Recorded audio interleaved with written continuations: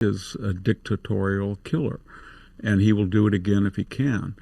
But that, and so, in all of these questions, though, there is a deep antipathy for the West, very different than the antipathy from the left. But the right feels that we became socialist, communist. We have extraneous ties to Israel that we shouldn't have. We have overseas commitments. And they take a small truth and they make it the truth into the truth. I'm kind of shocked because I always thought, I don't think they're going to get anywhere with Trump because he does seem to be very he's the most pro-Israeli president in my lifetime. When you look at Iran, and I've listened to you talk about this on the Daily Signal. Yeah. Like, I still haven't got the answer. I've asked this question numerous times. Yeah. Maybe you can help me. How did we go from strangulation to negotiation? And I listen, I've heard you say we're trying to entice people with this concept of profitability to not kill people. But then at the same time, you yourself have said, I don't know that we can trust these guys. What happens if they get to 90% enrichment, Trump's out of office in 4 years, and whammo, they've got a nuclear weapon? Like, why? And then I've also heard you talk about the power of deterrence. Like, the most effective form of foreign policy is, like, be good to your allies and put strong deterrence in place. You want peace, plan for war. You want war, be peaceful. Are you in agreement with his strategy in the Middle East? Because it's like... I think it's a tactical, not a strategic. So what I mean by that is, if you look at the first term, Trump said basically, who is the person who's the biggest problem in Iran as far as extending, and they said Soleimani. And they said, you can't touch him because he killed him. And then they said, how can you get rid of ISIS? And they said, you're going to have to bomb them and you're going to have collateral damage, but you got to kill Baghdadi. And he did it. And then they called him up and they said, the Wagner group, these Russian mercenaries, are attacking a U.S. installation. But we had kind of a rule that in the Cold War, you don't kill Russians and they don't kill us. Okay. He said, I want you to wipe them out. They killed over 400 of them. They just absolutely decimated them in Syria. So we know that he believes in the utility of deterrent force. Right. So what he's doing now is... Where is that this time, though? Yes. So like he's in a Republican Party that wears the Afghan 20-year debacle that ended in that nightmare in 2021 in Kabul, and the Iraq thing that has Iranians. So in Trump's mind, he ran on no more forever wars. Okay. And that's what RFK, Tulsi Gabbard, all those people. So what he's trying to do, as I understand it, and I talk to people around him, is I'm going to offer these people negotiations. And I'm not going to be called a warmonger, but they are going to exhaust them. So he went and said, listen, Zelensky, don't do that, and Putin do it. And then Putin showed. Now, all of a sudden, Trump says, well. All right, tell me the truth. How many different beauty potions do you have sitting on your bathroom counter right now? Because if it's more than just Vibrance Super C Serum, then listen up. Because the ingredients in this one bottle can replace your day creams, eye creams, night creams, neck creams, wrinkle creams, and dark spot reducers. It's made in the U.S. with the highest quality ingredients, including vitamin C, hyaluronic acid, vitamin B5, vitamin E. Super C Serum delivers noticeable results.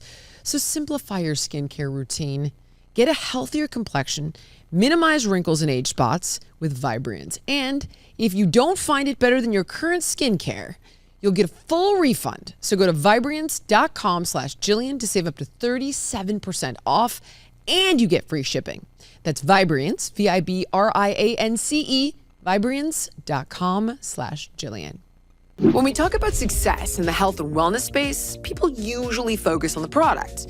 Maybe it's killer protein powder, a sleek activewear line, a smart home workout program. But what most people don't realize is that the real magic often happens behind the scenes. Take some of your favorite brands like Allia Naturals, Skims, or mine, for example. Yeah, I mean, we've got the products and the hype, but we're also using something that makes the selling part smooth and seamless.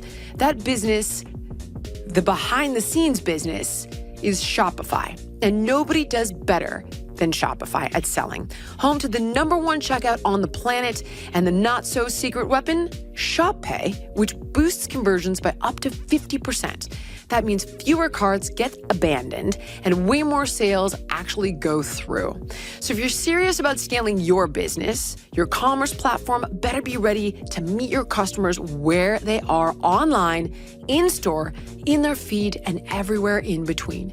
Because businesses that sell more, they sell on Shopify. Upgrade your business and get the same checkout Alaya and Skims use.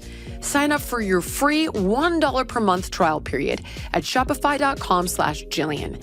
That's shopify.com/Jillian, all lowercase. One more time, shopify.com/Jillian to upgrade your selling today. Every off-road ramp, I trash Zelensky, and the guy won't change. And now he has a much more credible argument to help.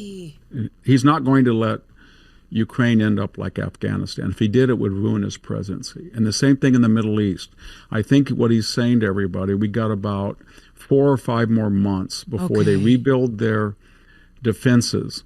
And I'm not going to be the one that just preempts and then have the left and the isolationist right come back and say, well, you were negotiating. They were just about ready to have a deal. Same thing with Hamas. And you stopped it and you were just a mad bomber. So he's basically going to go to the limit. And I understand it. The enrichment is almost there and the window is closing. We have a few months, sometime in the summer or the fall. He's going to have to make a decision. And I think if he does make a decision, it'll be a much more less controversial decision the more he is offered to negotiate with them. I get it now, because I could think not. that's what he's going to. That helps a ton, because it's like, personally, listen, I'm totally against forever wars. I certainly would not want my children being thrown into these regime changes all over the world. And I know you talk about, being a citizen means fighting for your country. And I've often questioned, what wars would I fight for? What wars would I, allow my children to fight in? But with the way he was handling, killing Soleimani and Baghdadi and strangling at Iran, I like that better. But now that I feel like I understand what you're saying. Same thing with the Houthis. He's warned them, and he's been really hitting them hard now. And he said to everybody, well, I warned them, and I warned them, and I get it. I think he's telling the world, to the European. The weird thing about the Europeans they're privately saying one thing. They're saying to him, we need oil, so don't go screw it up because you have oil and we don't, and the price will go high if you go in there. On the other hand, they can reach us. We're closer to them than you, and we have no means of stopping them. So they basically said, Donald Trump, solve the problem for us. But they give you mixed signals that make it almost insolvable. And then the same thing here. So I think what he's saying is, he's not dumb. He's very bright, and he's saying he knows you can't trust the Iranians. He knows they'll break every deal you do. Right. He knows that they're a paper tiger now. For the first time in 50 years, they have internal dissension. They have riots. They have power outages. They have no defenses. That an American project of a week could probably destroy all of their nuclear capability for good, weaken the regime. And I think he feels that and even if he didn't feel that way, there's people who will tell you it doesn't really matter, because at a critical point in the next few months, the Israelis are going to do it anyway. Okay. And so, right. And would you rather do it, or would you rather have them do it? Because they don't have the capability that we do. And if you stir up a nest and don't finish it, I mean, you're talking about 20 or 30,000 pound bombs that they don't have, a B-1 or B-2 bomber or B-52 to do that. As the temps start to rise, I get that familiar urge to refresh my closet. But I am done wasting money on trendy pieces that I wear once, which is why I'm obsessed with Quince. The clothes are timeless, elevated, built to last, no insane markup. I'm talking about 100% European linen shorts and dresses that start at just $30. Italian leather platform sandals, luxe swimwear that looks straight off a runway but costs half of what you'd expect. Quince partners directly with top-tier factories, cutting out the middleman so you get designer quality at a price that actually makes sense. And they only work with ethical, responsible manufacturers who care about people and the planet. Personally, I stocked up on the linen tees and the tanks, and believe it or not, a killer summer dress. Occasionally, I do wear dresses. And honestly, it finally feels like my wardrobe matches my standards. Upgrade your wardrobe at quince.com. Luxury should never mean compromise.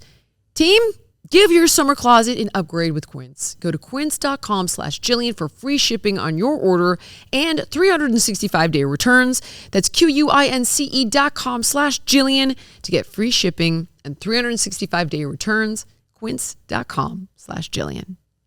Thank you so much for watching. If you enjoyed the podcast, please like, comment, subscribe, and share. And make sure to let me know what guests you want to see on in the future.